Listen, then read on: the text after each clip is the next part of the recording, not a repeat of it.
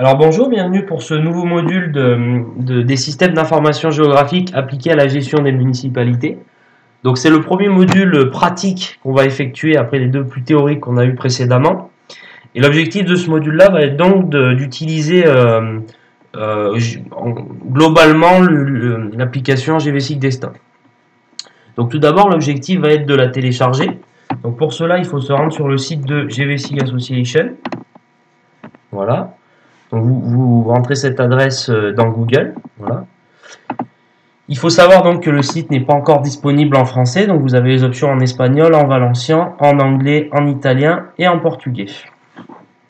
Donc si vous souhaitez l'utiliser en anglais, voilà, vous cliquez sur le drapeau ici. Vous allez avoir donc la page d'accueil en anglais. Donc comment télécharger l'application? Donc tout d'abord, il faut se rendre dans l'onglet Products, qui signifie produit.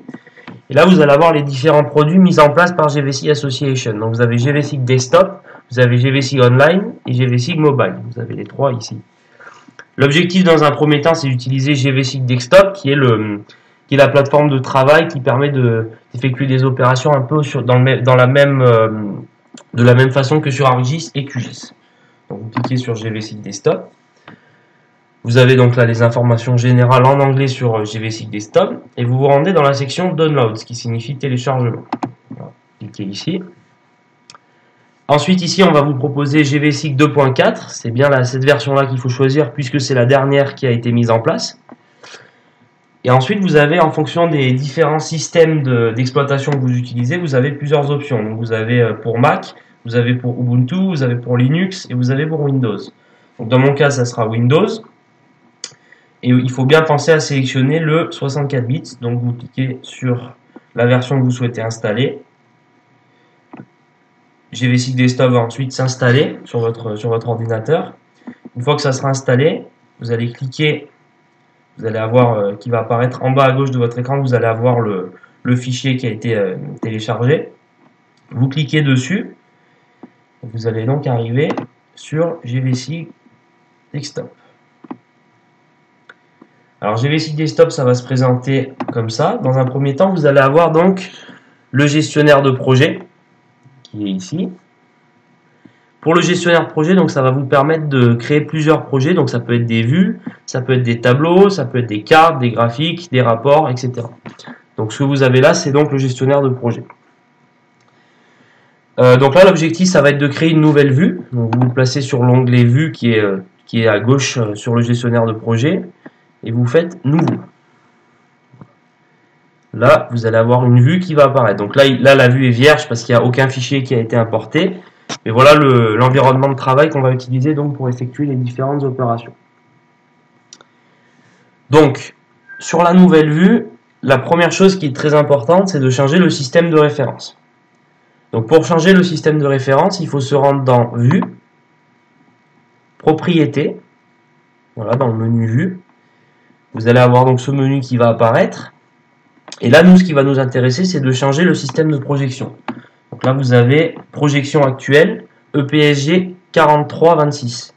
Donc nous, c'est pas ce qu'on veut parce que ça va dépendre en gros du type de fichier shapefile que vous allez utiliser.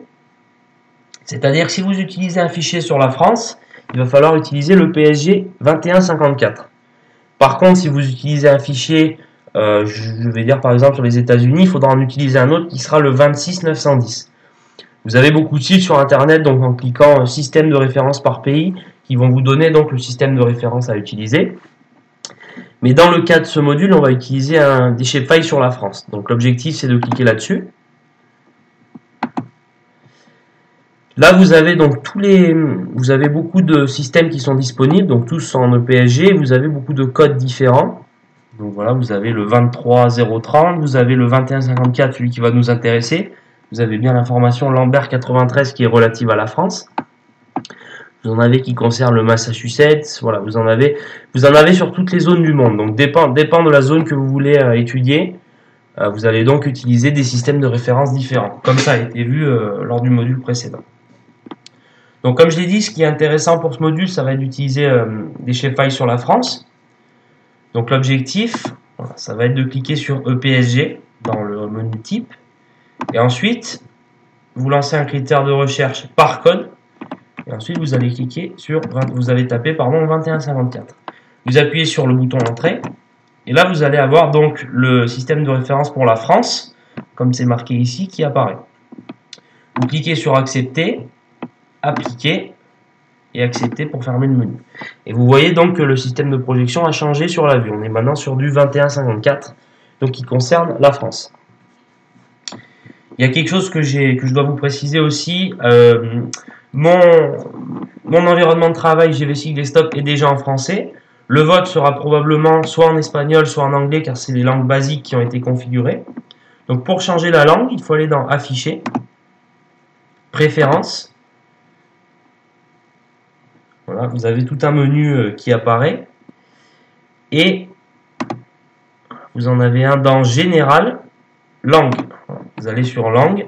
Et ensuite, là, vous sélectionnez la langue que vous souhaitez. Donc, si vous voulez travailler sur un environnement de travail en français, vous sélectionnez français. Vous voyez que vous avez toutes ces langues disponibles. Donc, dans notre cas, on va sélectionner en français. Accepter. Alors, si votre environnement de travail était en anglais ou en espagnol, il faut redémarrer l'application pour qu'elle puisse se mettre en français. Donc, vous fermez l'application et vous cliquez sur l'icône que donc vous souhaitez, qui sera sur votre environnement de travail. Et vous relancez GVSig qui sera donc en français. Voilà. Donc si le système de référence n'a pas été mémorisé, vous refaites la même opération. Donc vous allez sur Vue, Propriétés, Projection actuelle, vous appuyez sur les trois petits points qui sont ici, et vous choisissez donc 2154 dans Recherche par code. Entrée. La mienne est déjà en 2154, mais c'est pour vous montrer donc l'opération effectuée. Accepter, appliquer et accepter pour fermer. Donc là, si vous avez effectué les mesures, si vous avez effectué les commandes que j'avais expliquées, vous allez donc avoir une vue en français avec un système de référence en EPSG 2154. Donc maintenant, on va ajouter une première couche. Donc, encore une fois, moi je vais vous montrer le travail effectué avec des couches qui concernent la France, mais vous pouvez effectuer avec des couches sur n'importe quelle partie du monde, libre à vous d'utiliser celle que vous voulez. Donc, pour afficher une couche, pour ajouter une couche, pardon, il faut appuyer sur cet onglet-là, le quatrième en partant de la gauche. Vous appuyez donc sur cette icône, et là vous allez avoir le menu donc ajouter une couche.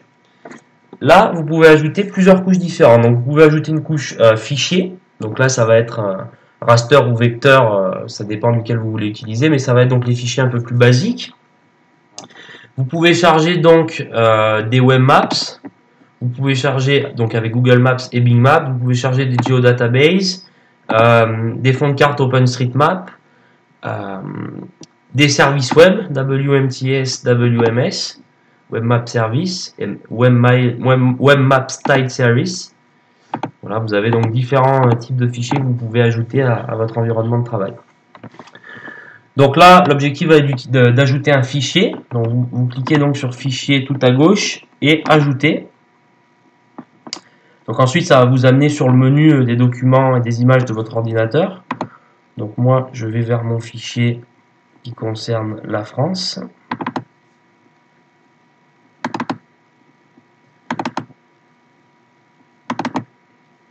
Voilà, donc le mien va concerner les départements de la France. Ouvrir. Voilà. Dans Propriétés, vous devez changer le système de projection pour qu'il soit quelque part en accord avec le système de projection de la vue. Donc là, vous sélectionnez 2154.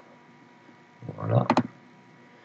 Donc là, on voit que la vue est en 2154 et le fichier en 2154. Donc là, il n'y aura aucun problème de projection, ça sera projeté correctement. Pardon. J'accepte. Et j'ai donc une couche shapefile avec les départements de la France métropolitaine. Corse inclus. Voilà.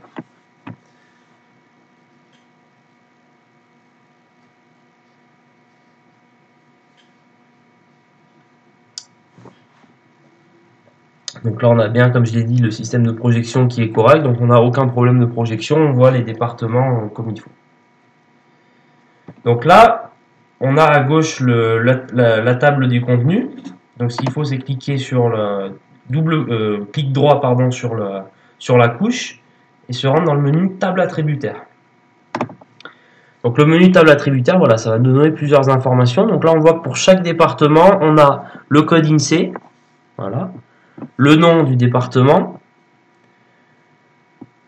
le NUTS 3, on a un lien Wikipédia, voilà, la surface en kilomètres carrés et une donnée médiane qu'on ne va pas utiliser dans ce module, mais voilà, il faut savoir qu'il y a toutes ces données dans la table attributaire. Alors pour sélectionner un élément, donc il suffit par la table attributaire, il suffit donc de, si je veux par exemple sélectionner le département des Bouches-du-Rhône, il suffit de cliquer sur Bouches-du-Rhône et sur la carte, il va apparaître ici donc en jaune. Donc c'est très facile de sélectionner un département, voire plusieurs. Si j'en veux plusieurs, voilà, je les surligne. Et donc, voilà, on les voit tous sélectionnés sur la carte.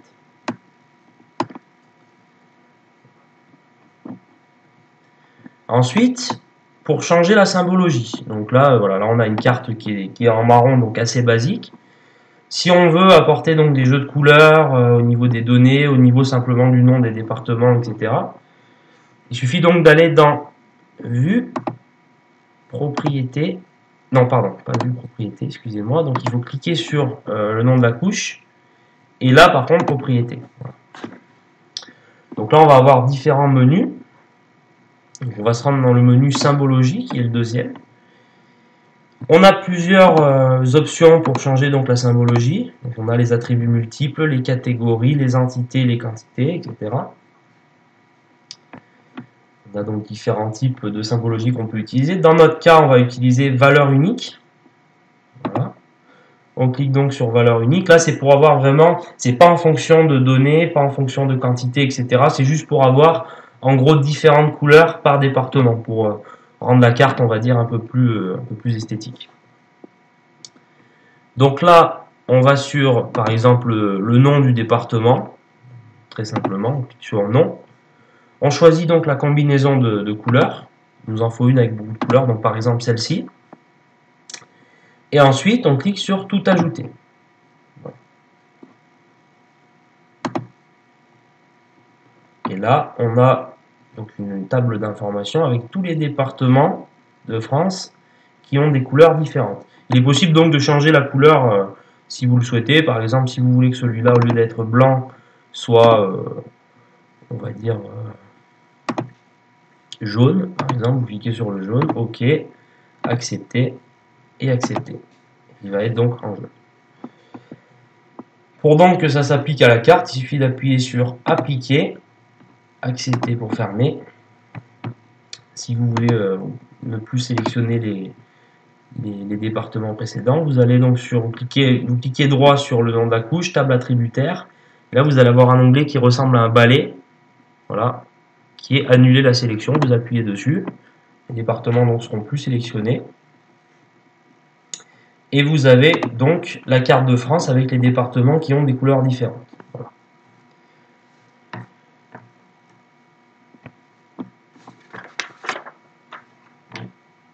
Ensuite, il est possible, donc là par exemple dans le cas des départements français, il est possible d'ajouter un nom à chaque département à la carte, donc la nomenclature. Donc là pour effectuer cette opération, on retourne à notre propriété et on va choisir le menu étiquetage. Donc on active l'étiquetage avec la petite boîte qui est située en haut. Et là ce qu'on veut par exemple c'est ajouter le nom de chaque département sur les départements français. Voilà. Donc là on choisit étiqueter le contenu d'un champ de la table attributaire. Voilà. Le champ de l'étiquette, alors là ça dépend de celui que vous voulez utiliser. Si on veut utiliser le code INSEE, le nom, etc., on va utiliser le nom dans ce cas-là. Donc on choisit le nom. Ensuite, on choisit le type de police. Alors là, il y a plein d'options. On va choisir le Times New Roman, qui est une police assez basique. Voilà. On peut choisir la taille. On peut choisir, voilà, donc ça peut être en surface, kilomètre carré, etc. On peut choisir la hauteur de la police, la couleur de la police, etc. On peut la mettre en gras. Voilà, plein d'options différentes. Donc là, on va choisir 8 pour que ça soit quand même assez petit et que ça prenne pas toute la place sur la carte. Unité, il faut bien penser à choisir mètre. Voilà. Et ensuite, il suffit d'appliquer.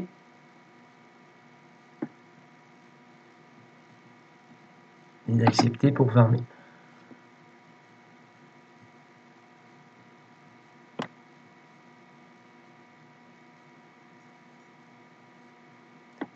Alors là, on voit qu'on a un souci, c'est que la police est beaucoup trop grande. Donc là, ça peut arriver en fonction du système de projection. Donc on retourne en propriété, étiquetage. On va donc choisir pixel pour que ça soit plus petit et plus esthétique. Voilà. Appliquer. Ça peut être un peu long en fonction du nombre d'informations contenues de rouvrir la carte, donc ça peut prendre un peu de temps. Voilà. Et là, on voit que par département, donc on a, donc c'est assez petit, mais c'est quand même vachement plus esthétique que ce qu'on avait précédemment. Donc là, on voit que pour chaque département, il y a le nom du département qui est écrit. Donc voilà, Isère, Savoie, Haute-Savoie, etc.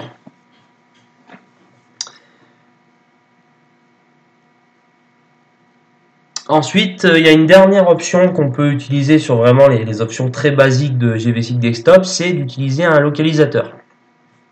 Alors comment ça marche? Il suffit donc d'appuyer, de cliquer avec le clic droit sur le nom de la couche et d'aller dans Ajouter un localisateur.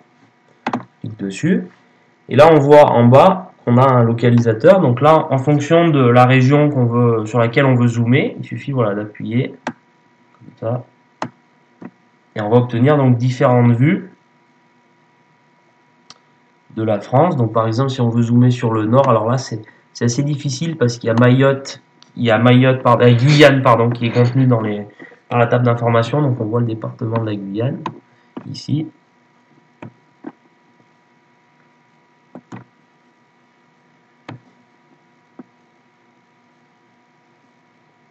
Voilà. Si on veut donc rezoomer sur la France, on voit en bas à gauche le localisateur, on zoome sur la France. Et on va donc avoir un zoom assez général sur la France. Voilà.